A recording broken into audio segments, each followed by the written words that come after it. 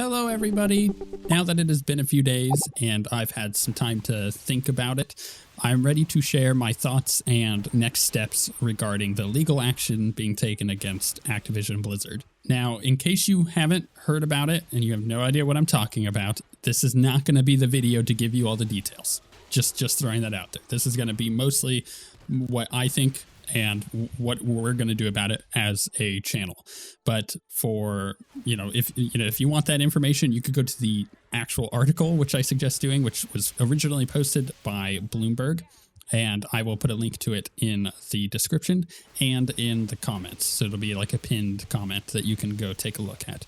But to just quickly summarize for people who may have a vague idea, Activision Blizzard is being sued over a quote-unquote frat boy culture and harassment. I'm not going to read the whole thing, but I'm just going to read a couple points from this article to give you a clear idea of it. It says, video game giant Activision Blizzard Incorporated, maker of games including World of Warcraft and Diablo, fosters a frat boy culture in which female employees are subjected to constant sexual harassment, unequal pay, and retaliation, according to a lawsuit filed by the California Department of Fair Employment and Housing. So the legal action is being taken by the state of California, which is the state that Activision Blizzard is based in. It goes on to say the agency alleges male employees play video games during the workday while delegating responsibilities to female employees, engage in sexual banter, and joke openly about rape, among other things. Female employees allege being held back from promotions because of their possibility they might become pregnant, being criticized for leaving to pick their children up from daycare, and being kicked out of lactation rooms so male colleagues can use the room for meetings, the complaint says. Female employees working for a World of Warcraft team noted that male employees and supervisors would hit on them, make derogatory comments about rape, and otherwise engage in demeaning behavior, the agency alleges. If you plan on opening up the actual legal document and reading through it, I will warn you that there is some unsettling stuff in there, so just keep that in mind before you go make yourself all angry and upset at people. But this is what leads me into talking about what I think and what we as a channel are going to do about it. So first and foremost, this absolutely blindsided me. I had no idea any of this was going on. Granted, I do work alongside Blizzard to, do some cool stuff, like be able to get into the Diablo 2 Resurrected technical alpha or the Diablo Immortal stuff, or to go to BlizzCon. But I honestly never was close enough with any female employees or just employees in general to hear about any of these kind of stories. Now, I think I am in the minority there of content creators, because it seems like from my own research that a bunch of other people seem to have known that stuff was going on, just not to the extent that was revealed in the legal document. But for me, I had no idea that any of this was going on, and it really did surprise me. Now, my first thoughts when I heard about this was of Brandy Camel, who was the Diablo community manager for quite some time, and endured a huge amount of punishment from the community when the Diablo Immortal announcement happened. And my first thought was like, oh my goodness, I really hope she didn't go through any of this kind of stuff at the company. It turns out she did, because this has been going on for quite some time. And she's recently left the company. She's now working at D&D at Wizards of the Coast as the community manager there, which seems like a pretty cool gig. So that's awesome. But the thing is, I didn't know about this, and I was shocked, because for me, I had to reconfigure in my brain once again what this company is to me, because back in 2006, if you don't know, I had left to go do game design. I had graduated high school, and I was like, okay, I'm going to go to school for game design. I ended up shifting direction in life and got my degree in philosophy, but that's a whole different story for a different time. But at the time in 2006, my goal was to go to game design school to learn to be a level designer to go and work for Blizzard. That was like my dream. And I think for a lot of people in the industry, that was the same thing for them as well. They, wanted to go and work for a specific company. that's pretty normal to have aspirations like that. But over the last 10 years, my view of this company has had to be put into perspective of, no, this isn't a dream place to work, and very few places in the world are. This is just another company, and there's crappy stuff happening here, not just here, but in the rest of the games industry as well, and this stuff needs to change. To make it 100% clear, so it is not getting muddied by any of the conversation here, I stand with the women who are being harassed and being discriminated against because they are women, which doesn't make any sense to me. I think the sexual harassment stuff is absolutely appalling, and no person should have to endure any of that. And it absolutely disgusts me. I was talking to my wife when all of this happened, and I was telling her it boggles my mind. I cannot comprehend like treating a woman that way. And maybe this has to be because when I was growing up, I had 2 older sisters. They're not significantly older, but they are quite a bit older than me. And they were the stereotypical independent woman who doesn't need no man. And I'm not joking by that. They are very strong women, and they could do anything they set their minds to, including beat the crap out of somebody. Like they are a very independent person. And so that growing up was my idea of women, is they are just the same as men. And I was taught that growing up. So it boggles my mind how anybody could, I literally cannot comprehend it, how anybody could treat women any differently than as an absolute equal. So with my position made very clear, I am ready to now discuss what I am going to do to help change this problem in the games industry. Because again, it is a game industry problem. It's not necessarily just in Activision Blizzard, it is elsewhere as well. It's elsewhere in the world as well, but let's not change the world yet. Let's focus on our little corner of the world, which is the games industry.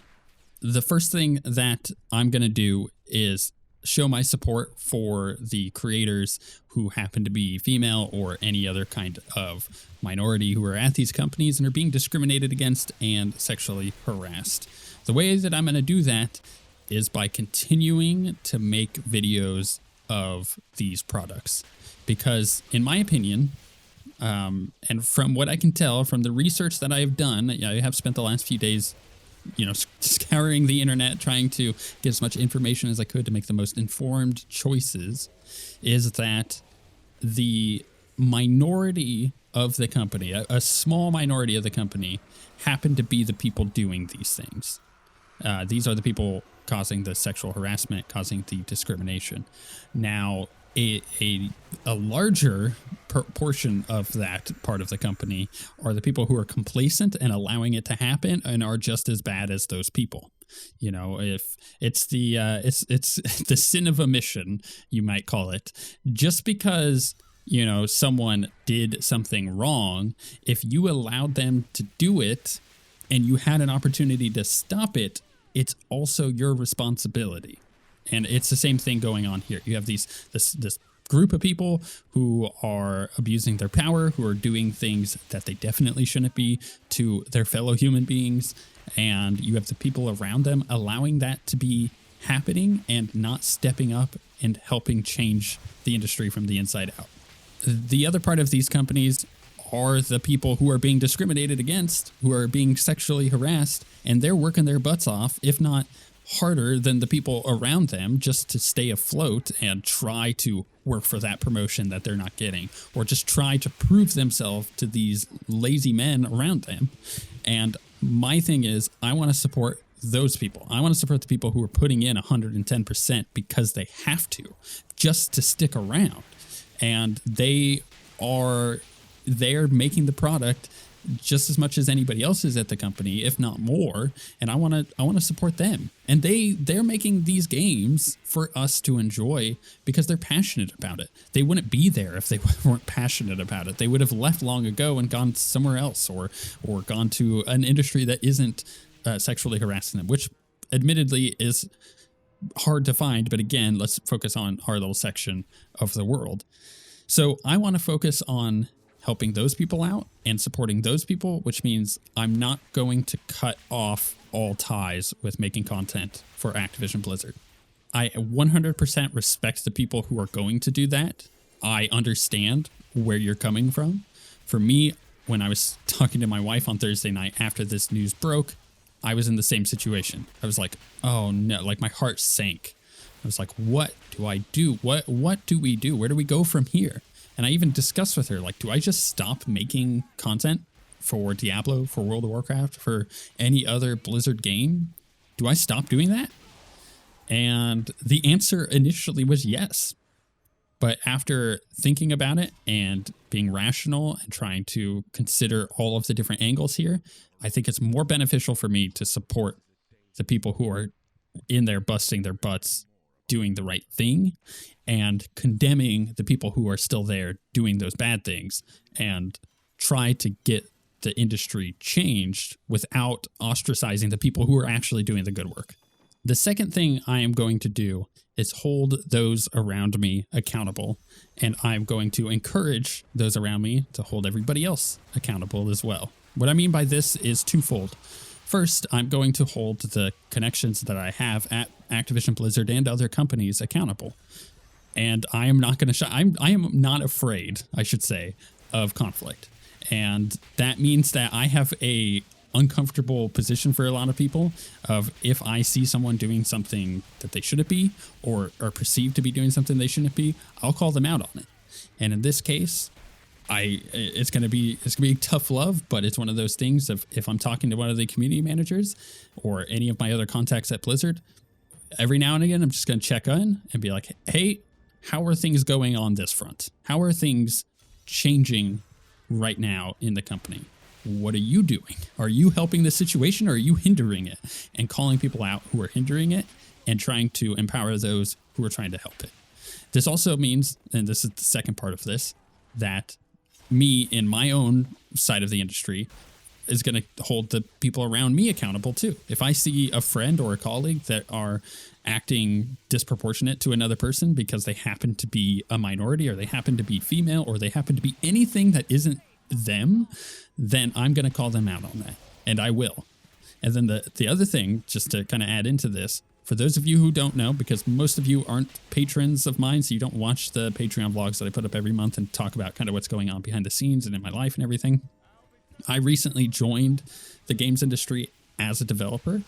It's a really cool, exciting new job. This isn't the place to talk about that, but what I will say is, at my new job, I have the ability to interact with a bunch of really cool people, including women and including not white males. And for me, I am going to hold everybody at that company accountable. And if I see any of them acting disproportionate to another human being, I will call them out on it, even if it means putting my own job at risk, because I believe so firmly that everybody should be treated equally in our industry. It's the only thing that makes sense. Nothing else makes sense to me. It's all completely foreign. Please just treat people with respect, please. The third and final thing that I'm going to be doing is being extremely outspoken on completely destroying the rampant drinking culture within our industry. And I know people are going to have opinions one way or another on that. Maybe you don't know what I mean. Let's dive in, and I'll give you an idea of where I'm coming from on this.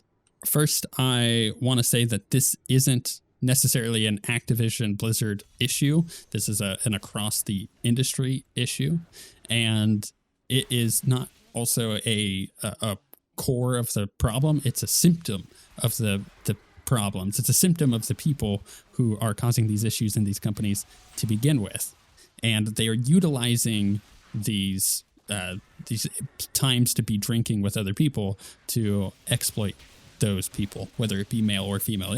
You've had sexual harassment against males at these events, but you've also had sexual harassment, obviously, more with females. So let me give a very solid example.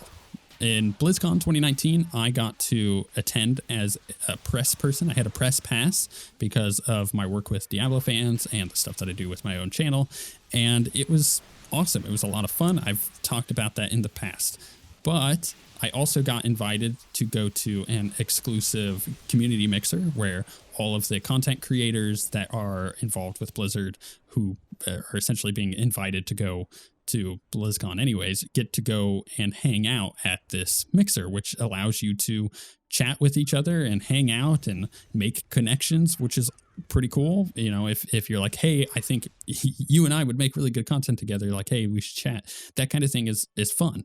It also allows you to chat with the developers and sit there and just have a conversation, like a friendly conversation. That right there, that idea is perfect. I don't mind it. I love that. But what comes into play is that for whatever reason, it has been shown to the rest of the industry as a whole that it is okay for rampant drinking to be taking place at these events.